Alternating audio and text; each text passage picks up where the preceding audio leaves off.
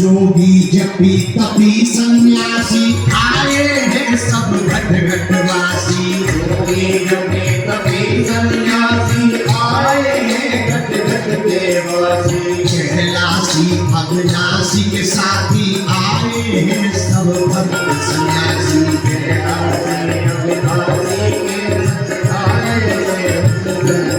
अच्छा, महाकुंभ में आप जब जाएंगे तो एक नजारा और देखेंगे। पूछो क्या? अरे जोर से तो पूछो। कोई मस्तक लगाए त्रिभुवन का, कोई मस्तक लगाए त्रिभुवन का, कोई मस्तक लगाए त्रिभुवन का। किसी के हाथ में है थैला,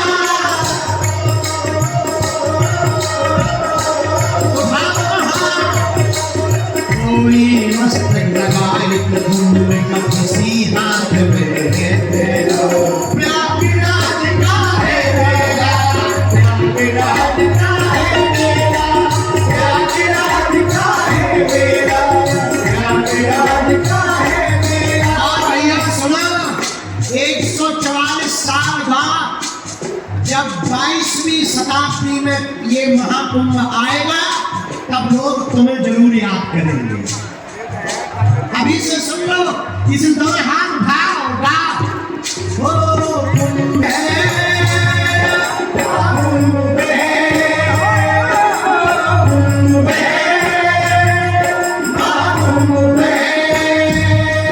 कुंभ है,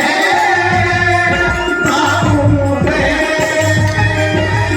कितने वर्षों बाद आई है महाकुंभ की है बेला, कितने वर्षों बाद आई है महाकुंभ की है बेला।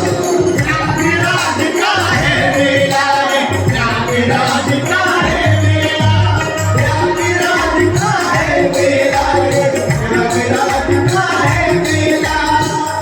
22वीं शताब्दी में जब इस समय के वीडियो देखे जाएंगे तो तुम्हारे भी दिखेंगे।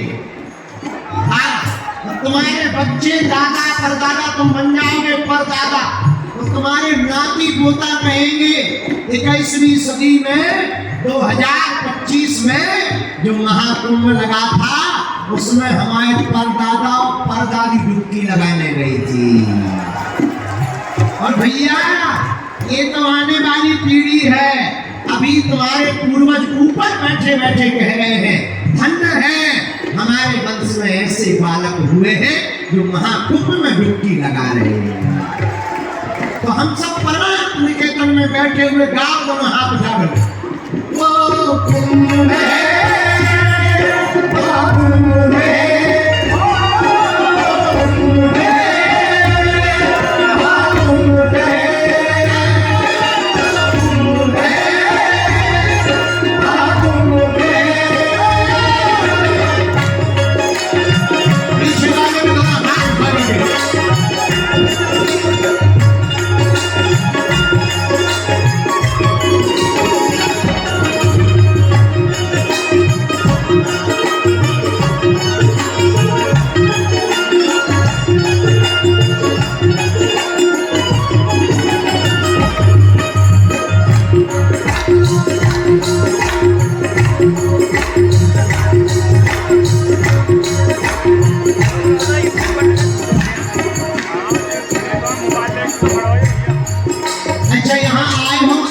संगम में डुबकी लगाना पर अपने मन की भी डुबकी लगाना।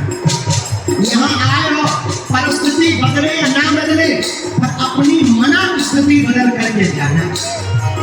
भैया यहाँ महाकुंभ में आए हो, चित्र खींचना या ना खींचना पर महात्माओं के चित्र को खींच कर लेकर के जाना। यहाँ आए हो भैया अर्थ का सोचना या ना सोचना पर परमार्थ का जरूर सोचना। इसलिए उठाओ दोनों हाथ, एक काम और करना। पूछो क्या? पूछो ऐसे हाथ उठा के पहले डोलो।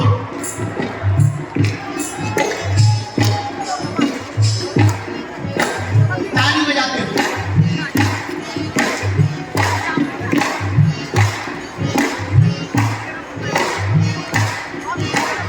या यहाँ गिरज मस्तक पे लगा के सोए भाग्य जगा देना। यहाँ गिरज मस्तक पे लगा के सोए भाग्य जगा देना। जिनको महाकुंभ में प्रदूषण दिख रहा तुम्हारी ठठनी, अरे महाकुंभ में प्रदूषण नहीं है, जो रज उड़ रही है वो हर समस्या का सॉल्यूशन है। पूज्य परमानंद निकेतन वाले महाराज जी का एक बहुत अच्छा स्लोगन है, पॉल्यूशन का सॉल्यूशन। महाराज जी उस पर कार्य करते हैं, वही हम कहना चाह रहे हैं। एक नेताजी कह रहे थे कि जो कुंभ में जा रहे हैं वो बीमारियां देने जा रहे हैं। अरे पगला, अगर तू नहीं आएगा तो तू बीमार पड़ जाएगा बेटा। यहाँ तो सब बीमारियां देने नहीं, निरोगी काया लेने आए हैं। तो भैया जो रज उड़ रही है उसको तुम डस्ट मत समझना, ये संतों की चरणों की धूली है।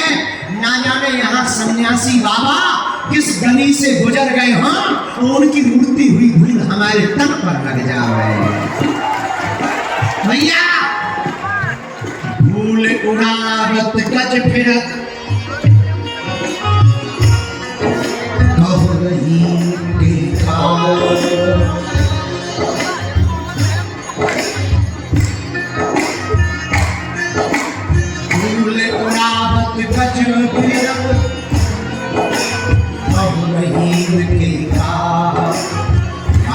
तेरी सी पत्नी कोई सोई मूरत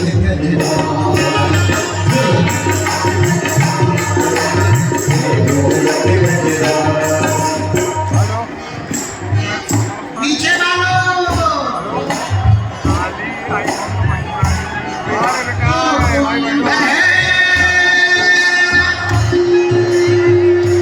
अरे हम नहीं बोलेंगे, तुम बोलो।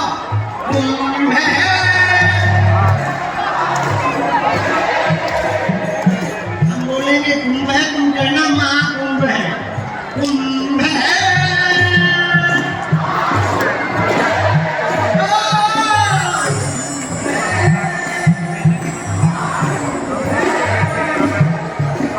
कुंभ है। अब आए गए हो तो सुनो, यहाँ गिरज मस्तक पे लगा के सोए भाग्य जगा देना। यहाँ गिरज मस्तक पे लगा के सोए भाग्य जगा देना। संत जनों के दर्शन करके बिगड़ी अपनी बना लेना। संत जनों के दर्शन करके बिगड़ी अपनी बना लेना। रात में 13 अखाड़ों के महात्मा मिलेंगे, सन्यासियों के मिलेंगे, उदासीन अखाड़े के महात्मा मिलेंगे, वैष्णव अखाड़े के महात्मा मिलेंगे, जोगी मिलेंगे, जपी मिलेंगे, तपी मिलेंगे, ज्ञानी मिलेंगे, ध्यानी मिलेंगे, योगी मिलेंगे। भैया एक से एक महात्मा मिलेंगे। तुम्हें बिगड़ी बनानी हो ना तो उनमें गुरु दर्शन करके हाथ जोड़कर प्रणाम करना और गाना, ओ संत जनों के दर्शन करके बिगड़ी अपनी बना लेना। संत जनों के दर्शन करके बिगड़ी अपनी बना लेना।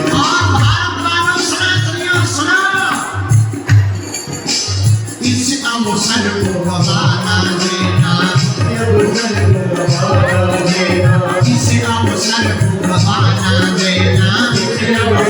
गवाना देना। समय मिला अलबेला है, इस अवसर को गवाना देना।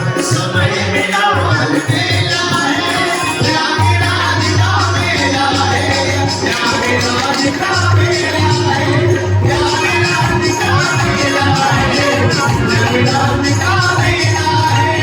इस अवसर को गवाना देना, इस अवसर को गवाना देना, इस अवसर को गवाना देना, इस अवसर को गवाना देना। समय मिला अलबेला है,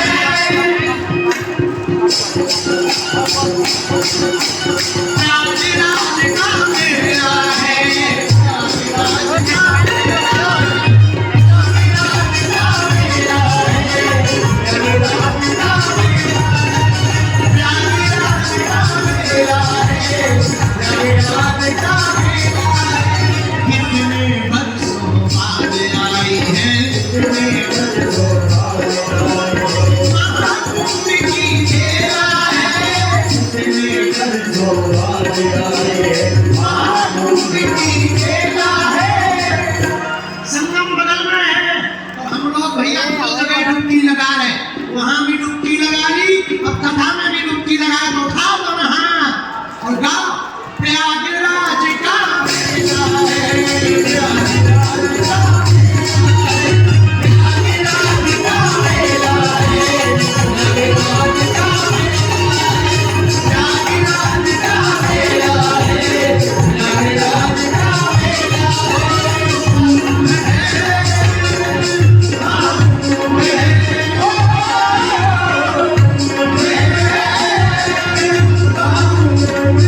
और यहाँ तुम्हारे उनके भोले बाबा बन जाओ। धमक धमक तुम, धमक धमक तुम, धमक धमक तुम,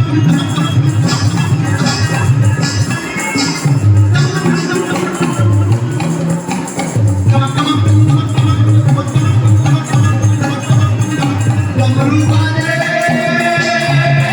भोलेनाथ। उठाओ तो नहा, हर हर भोले, हर हर भोले, हर हर भोले, हर हर भोले, हर हर भोले, हर हर भोले। जब भी तुम संतों के पास जाओगे, मेरा भी योगी, कभी सन्यासी, जब शाही स्नान तो सोने मनुष्य को होगा, हाथ में त्रिशूल लेकर के महात्मा बोलेंगे, हर हर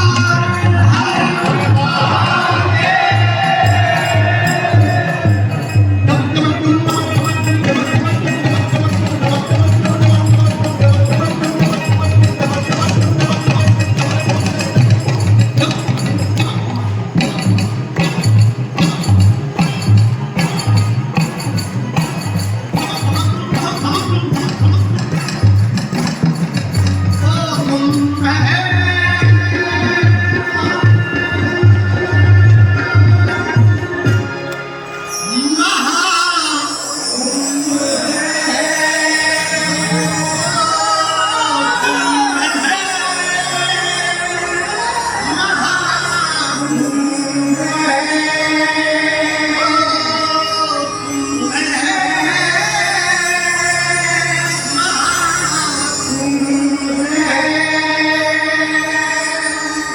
कितने बरसों बाद आई है,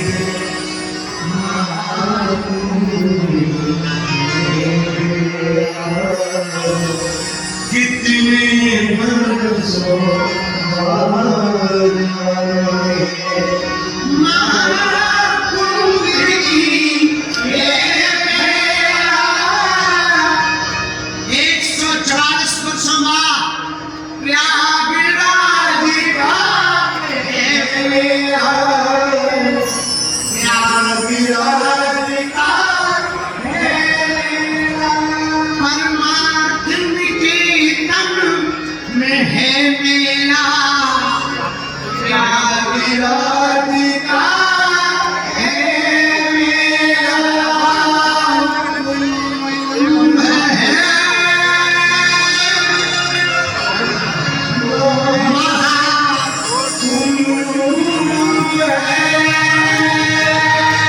कोई कहे कुंभ है तो तुम कहना ना ना ना ना ना ना ना, महाकुंभ है, महाकुंभ है। 10 मिनट और बैठ जाओ, बस बैठ जाओ। अभी थोड़ी देर करेंगे। नो, कौन सी वाली फॉर्च्यूनर है क्या? फॉर्च्यूनर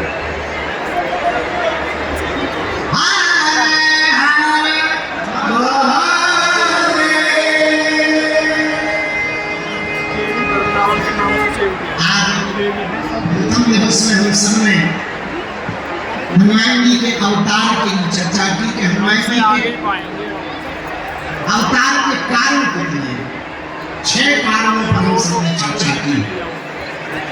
पर जिस सूत्र के साथ कथा शुरू प्रारंभ की है वो बड़ा अनूठा सूत्र है। जय हनुमान ज्ञान गुण सागर,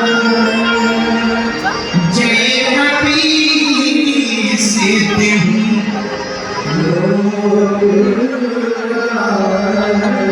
जहाँ बैठी एक त्रिवेणी है और त्रिवेणी में 3 नदियों का संगम है।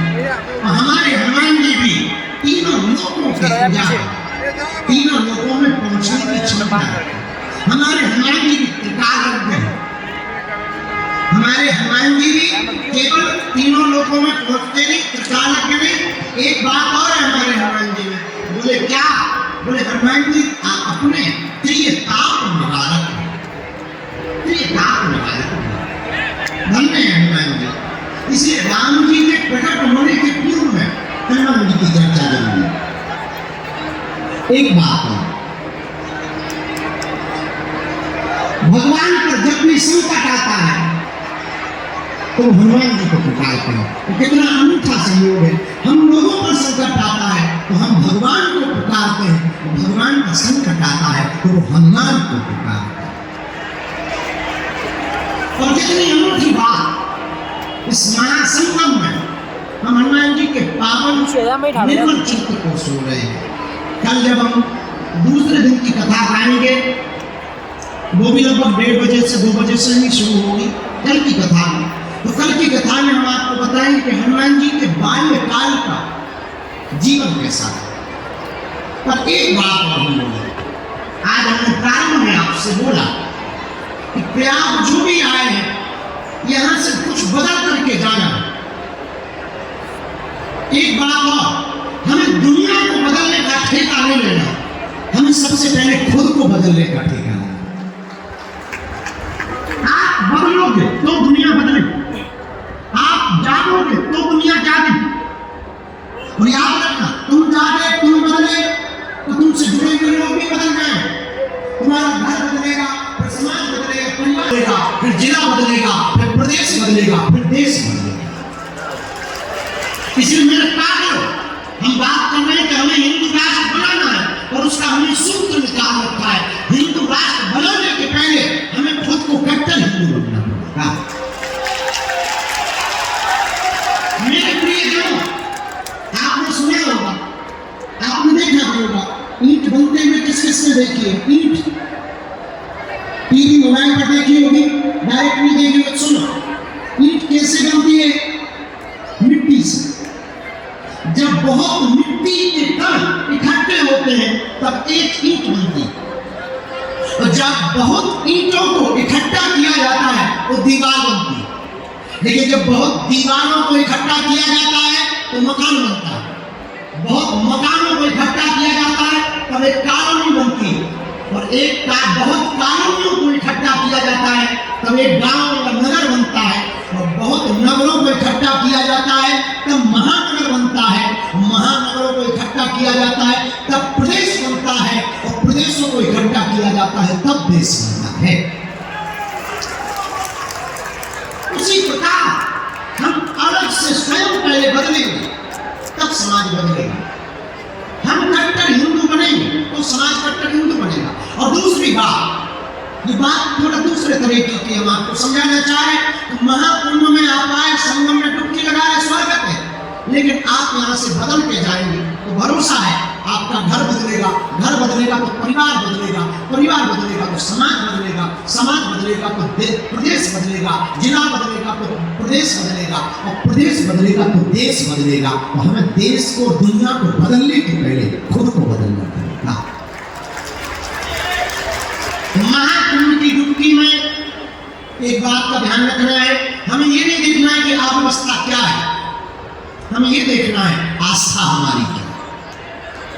और आस्था व्यवस्था नहीं देखती, हमारी जिसके प्रति आस्था है वो है, अब वो कैसा भी हो, कहीं भी बैठा हो, कैसा भी दिख रहा हो, आस्था है तो है। हमारी महाकुंभ में आस्था है तो है। अब व्यवस्था कैसी है? भगवान है। और हमें अगर व्यवस्था ही भोगना है, तो हमें अगर व्यवस्था ही भोगनी तो जाओ 5 स्टार होटल। महाकुंभ में व्यवस्था लगनी है, महाकुंभ में तो हम आस्था लेकर के आए। तीसरी बात, इस महाकुंभ में जो भी स्नान करें एक दो चीज का दान जरूर करें। तो जरूरी नहीं है तुम दान धन का करें, नहीं, अपने अवगुणों का भी दान कर सकते हैं। और अवगुणों के दान से बढ़कर के कोई बढ़िया दान भी नहीं। हमसे कोई पूछे तो हम तो तुम्हें यही कहेंगे, एक काम करो, तुम अपने मन का दान माधव के चरणों में दो, अपने जीवन का दान जगदीश के चरणों में दो, अपने आप को सदगुरु के चरणों में, गुरु के चरणों में छोड़ो। और हाँ, महाकुंभ में हमारे लेटे हुए हनुमान जी के लंबी लाइन है, तो तुम इसीलिए मंदिर मत जाओ कि तुम भगवान के दर्शन कर पाओ, इसलिए मंदिर जाओ भगवान तुमको देखे। तुम नहीं भगवान को ना देख पाओ और भगवान तुमको देख लेंगे तो जीवन बदल जाएगा। इसलिए संगम में त्रिवेणी का बड़ा अनूठा संयोग है, त्रिवेणी का बड़ा अनूठा, और हनुमान जी के जीवन में तीन का बड़ा अनूठा संयोग है। जय हनुमान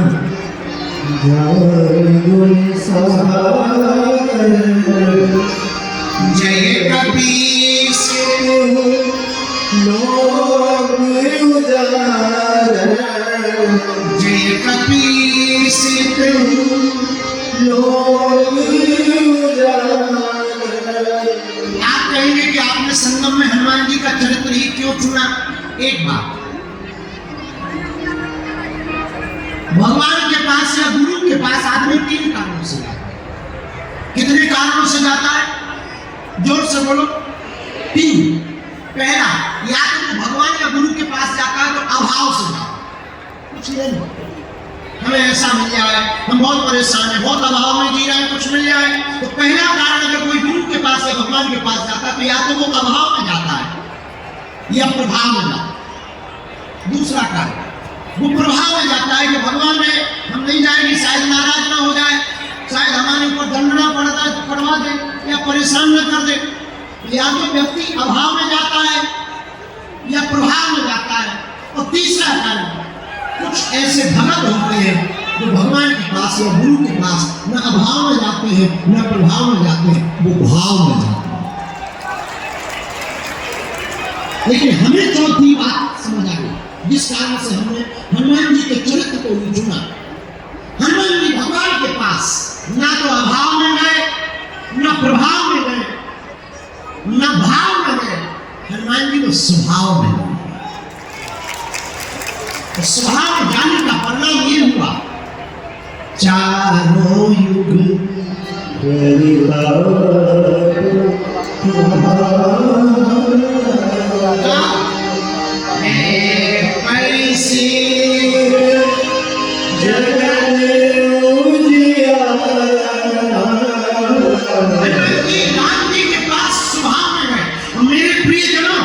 किसी भी आदमी को तुम अपना बनाओ तो प्रभाव में मत बना लेना, वरना जिस दिन तुम्हारा प्रभाव चला जाएगा उस दिन वो आदमी भी तुमसे दूर हो जाएगा। किसी को अपना प्रभाव दिखाकर, वर्चस्व दिखाकर, व्यवस्था दिखाकर, आडंबर दिखाकर अगर किसी को तुम अपना बनाओगे मेरे माई बाप, तो जब तक आडंबर की पोल नहीं खुली तब तक तुम्हारा रहेगा। जब तक व्यवस्था उजड़ी नहीं तब तक तुम्हारा रहेगा। जब तक प्रभाव गया नहीं तब तक तुम्हारा रहेगा।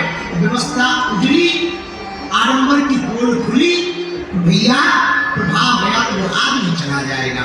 इसलिए हम हाथ जोड़ के प्रार्थना करते हैं, किसी को प्रभाव में अपना मत बनाओ, बनाना ही है ना तो किसी को अपना स्वभाव से बनाओ। क्योंकि स्वभाव तब तक रहेगा जब तक आपके तन में प्राण रहेगा, तब तक। हनुमान जी का यही चरित्र है जीवन जीने का। हनुमान जी राम जी से कहते, यक में मंद कुटिल हृदय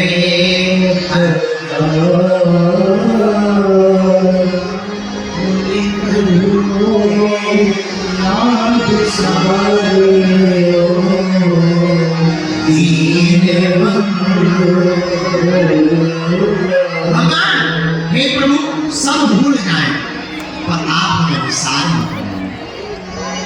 हमारे एक संत कहते थे, हारी हो न हिम्मत विसारियो न राम। हिम्मत हारना नहीं, राम को भूलना नहीं। हनुमान जी का चरित्र, हाँ, स्वभाव का चरित्र। किसका चरित्र है? बोलो बोलो बोलो, जोर से बोलो ना। त्रिवेणी संगम पर तीनों लोकों में राम नाम का उजागर करने वाले चारों लोगों में जिनका प्रताप है, ऐसे हनुमान जी का संगम के किनारे कथा हुई और उन्हें